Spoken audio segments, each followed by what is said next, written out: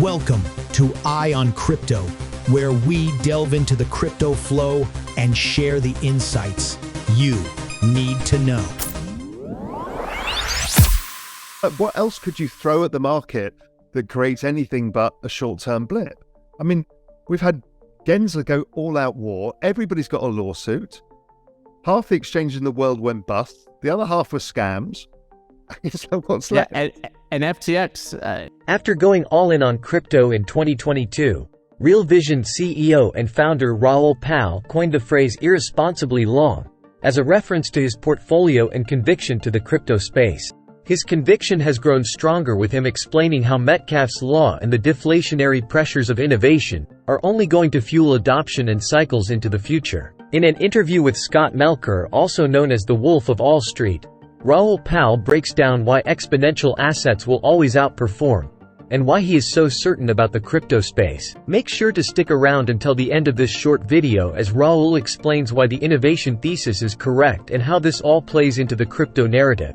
Consider subscribing and liking the video if you enjoy crypto content and don't want to miss future updates.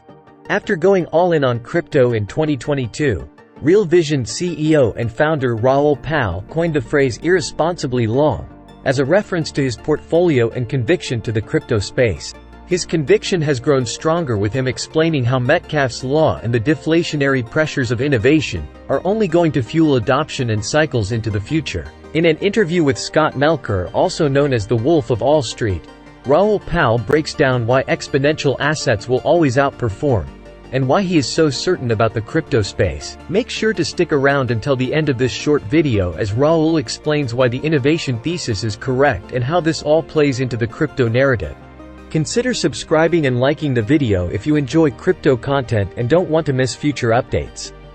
Yeah, I'm still both irresponsibly long financially. I've not sold a single thing, and I'm irresponsibly long in terms of commitment to where this is all going. I spent a long time thinking about what is going on and seeing the markets go up so fast in the middle of still the largest recession of our lifetimes and basically of the last 100 years. So I started looking through all markets, thinking, okay, what's offsetting and what's not? And I realized that if you divided the S&P or any of these by the Fed balance sheet, they'd gone nowhere. So they were just offsetting the debasement. And what's interesting is the S&P was basically just about offsetting it. Gold was doing okay, but not great. Real estate was about the same. They were all kind of trading in a range with each other, which showed you this denominator effect that I'm talking about was happening. Except two things, the NASDAQ and crypto. And the classic Twitter refrain is old man shouting at the internet, it's a bubble. But when you look at it, this technology that is going on is facing network effects, Metcalfe's law. These are not like bringing out a new product, a better mouse or whatever, right? These are things, new things that create adoption effects. Adoption effects, network effects, Metcalfe's law don't price in P/E ratio terms. That's why nobody owned Amazon all the way up. Particularly cynical people, macro people, gold bugs. It's like, I can't own this. It's it's right. a and why Tesla at its valuation was still rising. Correct, and nobody got it, and they still don't get it. But those FANG stocks have outperformed, and we all got it wrong. To be honest, we all got it wrong, and because we didn't understand. But the more we got into crypto, the more we started to understand network effects and realizing that it applies. Okay, so what is coming down the pike is something so extraordinary that I've just changed my entire macro framework based on into this. 5G is being rolled out around the world, so everybody has access to super data. Now, anywhere that doesn't have 5G is getting Starlink and the other ones that, Elon Musk Starlink, right? So basically, you're about to connect the entire planet with free data in the next 5 years. Everybody. To give them the whole crypto world of digital banking, digital money, stores of value, all of that.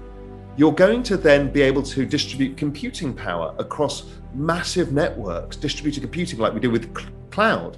That increases the computing power for science. And it goes on and on and on. We've got autonomous driving, autonomous cars. That's coming in the next 5 years, I think somebody between Tesla or Google is going to get that across the line. Sure, it'll be for Amazon delivery vehicles first or whatever. So we've got a ton of these technologies, and I've only listed some of them, that are all coming out in the next 5 years. None of these are ideas now, they're all products. They're all happening. The Internet of Things, all of this is happening. So we're going to go probably through the largest change in human history of technology in the shortest period of time. And everything has network effects. None of these are new products. These are new ways of how we create productivity. We've also got the metaverse, the digital world. I think the metaverse itself can double the size of global GDP because it's covering the Americas again. It's a whole new world where you can earn money, own real estate, do investing, create businesses, live essentially. Okay, so you've doubled the size of the world. People don't get their heads around the size of what is happening. And crypto is part of that picture, and it's all happening right now. So I've now thought that the advantage the millennials have is they understand this. They're not cynical macro people who think the world is mean reverting. They kind of understand adoption effects. And if they can invest around it. This is why I wrote that tweet about Cathie Wood. People don't understand. She's got every one of these things. Oh my God. She's got every one of these things. Old men railing at the internet are going, it's a bubble, they're illiquid stocks. I don't care. Cryptos are liquid. What you've got here is she's chosen pretty much every right theme that is going to be truly transformational, not in 20 years time, not in 10 years time, now for the next 5 years. So the probability of her hitting sure, some of these won't work, but her hitting a home run here is enormous. And nobody can see it because everybody's too cynical because they believe in a mean reverting world. And we don't live in a mean reverting world of that. So the easiest way to head check, is this a network adoption style story or not, is just simply do a log chart. So as we do in crypto, right? We're so used to it. Think of it in stock market terms because we're used to mean reverting. But if you chart of Amazon on the log chart or Facebook, they're perfect. They're just perfect network adoption models. They're exactly the same as Bitcoin, exactly the same as Ethereum, all the same thing, which is their coin. As soon as they understand that Bitcoin is a very, very long duration asset, it perfectly suits protecting the wealth of nations. That's all the sovereign wealth funds are, right? Usually it's an oil or commodity producing country that gets windfalls in boom times and has hard times, and they offset it by drawing down on this pool, right? It's a savings pool. Now, that savings pool needs to grow over time. A lot of it's denominated in US dollars because everything's in dollars. So they try and diversify, but to have assets that offset global inflation or global debasement of currency, it's a perfect asset, particularly because it's so skewed to the upside that they can have a 3% allocation. They can lose half of it and it makes no difference. If you get it right, it really does make a difference to the portfolio. So I think it's very well suited. The problem is, as I've argued all along, is they can't really come in until it goes up more in market cap. Right, it's just not big enough. Just not big enough yet. Because these guys are, Norway, I don't know, it's $1 trillion, I mean, these guys are huge. And they're not like BlackRock, which is, a few $1 trillion, but they've got millions of different funds. These guys are basically one gigantic asset allocation. It's, a ticket for them, they even allocate hedge fund ticket sizes of like $1 billion or, $500 million. So let alone doing something like this. So they need to put 10, 20, 30 billion dollars at work just to have a minor allocation. Is if you take the printing of the balance sheets by the G4 central banks and you annualize it, it's growing at about 15% a year, which is that denominator falling by 15% a year. So you do buy bonds. So now let's say you are Microsoft.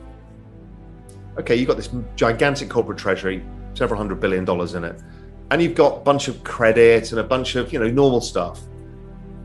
Now, all of that is underperforming the Fed balance sheet. Now, does it really matter because wages are also underperforming everything else? It underperforms because people like Microsoft do two things also: buy companies and buy real estate. both of those are priced in Fed balance sheet terms. They keep going up because they're fixed assets. So they haven't got their heads around this yet. I think people haven't really explained it to them that sure, your cash flow and the corporate credit that you own will carry on for your needs for, salaries or whatever else it is, general organic growth. But if you want to buy things, they're more expensive. I've been talking about people fear change. We live in a world of the politics of nostalgia, where we look back on the 1950s, the baby boomers do, and thinking life was so simple. That world was never a good world either. But we have that politics of nostalgia because we fear change. And we're in a accelerating period of change right now.